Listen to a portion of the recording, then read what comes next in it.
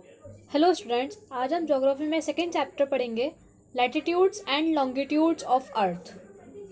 तो बेसिकली हमारा जो प्लैनेट है अर्थ, वो स्फीयर नहीं है, वो थोड़ा सा फ्लैट है, पोल से और मिडिल से बल्ज है, मतलब उभरा हुआ है मिडिल से। तो अर्थ की मूवमेंट को स्टडी करने के लिए उसकी एक्सिस पर, उसकी सरफेस, उसका पूरा मॉडल अर्थ का यूज़ किया जाता है। तो एक मैन मेड एक्यूरेट मॉडल है, जैसे बोलते हैं ग्लोब। हम इससे सब चीज़ के बारे में स्टडी करते हैं। ये हमें अर्थ की एग्जैक्ट शेप दिखाता है, डायरेक्शंस दिखाता है, साइज हो गया या ओशियंस की करेक्ट शेप सिखाएगा, कॉन्टिनेंट्स हो गया, आइलैंड्स हो गया, सीज हैं, ये अलग अलग प्लेसेस की करेक्ट लोकेशंस बताता है। तो ग्लोब्स बहुत यूज़फुल है ये समझने में कि डेज किस तरीके से होती है, नाइट्स किस तरीके से होती है, पूरे साल में सीजन किस तरीके से चेंज होते हैं। तो ग्लोब में निडल फिक्स्ड होती है टाइटल मैनर में, जैसे बोलते हैं एक्सिस। ग्लोब फिक्स्ड नहीं होता अपनी एक्सिस पे, वो रोटेट हो सकता है अपनी एक्सिस पे, जिस तरीके से रियल अर्थ रोटेट करती है, लेकिन उसके पास निडल नहीं होता, बट वो अपनी एक्सिस पे मूव करती है, रोटेट करती है in an imaginary line. Then बात करेंगे हम लैटिट्यूड की। तो अर्थ की प्लेस को लोकेट करने के लिए हमें बहुत सारे पॉइंट्स चाहिए होंगे, बहुत सारे लाइन ऑफ रेफरेंस चाहिए होंगी। तो ग्लोब में जो दो एंड पॉइंट्स होते हैं, निडल जहाँ से पास होती है, उन पोल्स को बोलते हैं नॉर्थ पोल और साउथ पोल।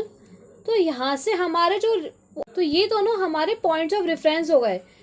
हमारे इमेजनरी लाइंस यहाँ से चालू होती हैं और ग्लोब को 2 इक्वल पार्ट्स में डिवाइड करती हैं। जो सर्कुलर लाइन है बीच में, जो नॉर्थ पोल और साउथ पोल को डिवाइड करता है, ग्लोब को हाफ करता है, उसे बोलते हैं इक्वेटर। जो पार्ट ग्लोब का नॉर्थ की तरफ लाई करता है इक्वेटर पे, उसे नॉर्थर्न हेमिस्फीयर बोलते हैं, और जो पार्ट ग्लोब का साउथ की तरफ पार्ट करता है इक्वेटर पे, उसे साउथर्न हेमिस्फीयर बोलते हैं। और दोनों इक्वल हाफ्स होते हैं। हम यहाँ से बहुत सारे सर्कल्स ड्रॉ कर सकते हैं, ईस्ट टू वेस्ट, ग्लोब के अराउंड और इक्वेटर के पैरेलल। और ये जो सर्कल्स होते हैं वो छोटे होते चले जाते हैं जब पोल्स की तरफ आते चले जाते हैं, और इन सर्कल्स को बोलते हैं पैरेलल्स ऑफ लैटिट्यूड। जो इक्वेटर होता है वो लॉन्गेस्ट लैटिट्यूड होता है, जिसे बोलते हैं ग्रेट सर्कल। सो यहाँ पे 180 पैरेलल्स ऑफ लैटिट्यूड्स है, 90 नॉर्थ की तरफ, 90 साउथ की तरफ, और हर पैरेलल्स का गैप है 1 डिग्री का। और जो सारी पैरेलल्स नॉर्थ की तरफ हैं इक्वेटर के, उन्हें नॉर्थ लैटिट्यूड्स बोलेंगे, और जो पैरेलल साउथ की तरफ है इक्वेटर पे, उन्हें साउथ लैटिट्यूड्स बोलेंगे।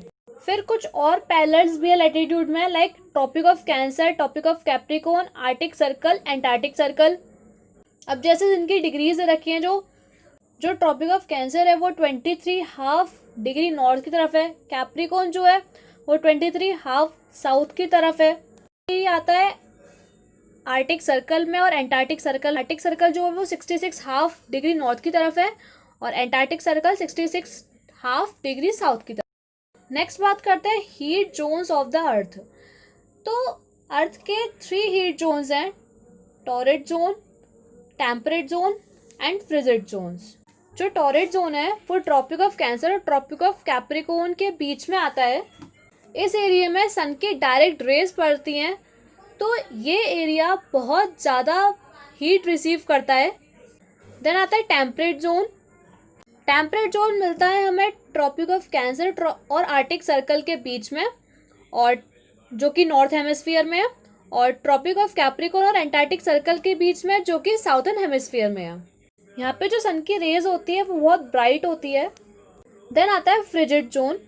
फ्रिजिड मीन्स होता है कोल्ड। तो इस जोन में पूरे साल हमेशा ठंड रहती है, कोल्ड रहती है, और विंटर्स में बहुत ज़्यादा रहती है। मेनली ये जो एरियाज़ है वो आर्टिक सर्कल और नॉर्थ पोल के बीच में होता है, जो कि नॉर्थर्न हेमिस्फीयर में है, और एंटार्क्टिक सर्कल और साउथ पोल के बीच में होता है, जो कि साउथर्न हेमिस्फीयर में है। ये बेसिकली ठंडा इसलिए होता है क्योंकि यहाँ सन की जो रेज है वो पहुँच नहीं पाती, और हीट भी बहुत कम प्रोवाइड होती है, इसलिए बहुत ज़्यादा ठंडा होता है। नेक्स्ट बात आती है लॉन्गिट्यूड की। लॉन्गिट्यूड जो या मेरिडियंस ऑफ लॉन्गिट्यूड, ये मेनली इमेजनरी लाइंस है पोल्स टू पोल्स तक की। यहाँ पे सारे मेरिडियंस इक्वल लेंथ के होते हैं। तो इसलिए इनका डिफ़िकल्ट होता है इनका नंबरिंग करना कि कितने हैं। जो एंगुलर डिस्टेंस होता है मेरिडियन का ईस्ट और वेस्ट में जो फिक्स्ड होता है उसे ज़ीरो मेरिडियन बोलते हैं या प्राइम मेरिडियन बोलते हैं। तो ये प्राइम मेरिडियन 180 डिग्री ईस्ट की तरफ है और 180 डिग्री वेस्ट की तरफ भी हैं। तो पूरे अर्थ पे टोटल्स मेरिडियंस या लॉन्गिट्यूड्स हो गए हमारे 360।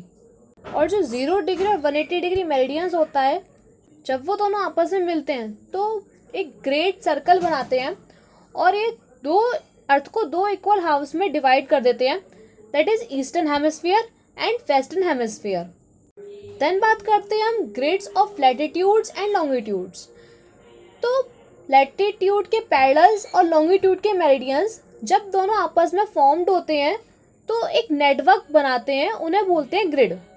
जो लाइंस का इंटरसेक्ट होता है वो हमें मदद करता है प्लेसेस को लोकेट करने के लिए अर्थ पे।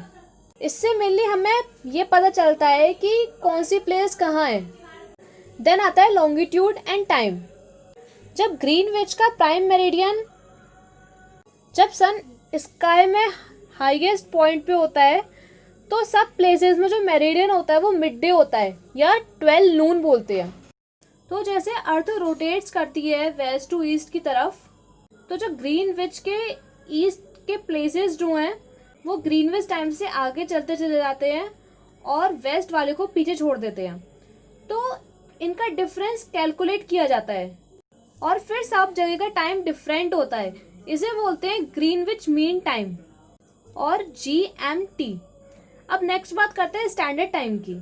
जो लोकल टाइम्स होता है वो 4 मिनट से डिफर करता है हर लॉन्गिट्यूड पे, तो वो बहुत कंफ्यूजन क्रिएट करता है हर कंट्री के लिए। तो हर कंट्री अपना एक मीन मेरिडियन सेलेक्ट करती है जिसे बोलते हैं स्टैंडर्ड मेरिडियन, और वो जो लोकल टाइम है उस मेरिडियन का वो स्टैंडर्ड टाइम यूज़ होता है उस पूरी कंट्री के लिए। और जो लोकल टाइम इस मेरिडियन का स्टैंडर्ड टाइम से लिया गया है पूरी कंट्री के लिए उसे बोलेंगे हम Indian standard time, that is IST, जो कि हमारी कंट्री में डिफरेंस है लगभग 30 डिग्री का लॉन्गिट्यूड में वेस्टर्न मोस्ट और ईस्टर्न मोस्ट के बीच में। और जो मेरिडियन 180 डिग्री लॉन्गिट्यूड के साथ है उसे बोलेंगे इंटरनेशनल डेट टाइम। जब तुम इसको क्रॉस करते हो वेस्ट टू ईस्ट तो डेट जो है वो डिक्रीज होती जाती है 1 डे से, और ये जो लाइन होती है वो मेनली जिगजैग मैनर में ड्रॉ की जाती है मैप्स में आइलैंड्स को अवॉइड करते हुए।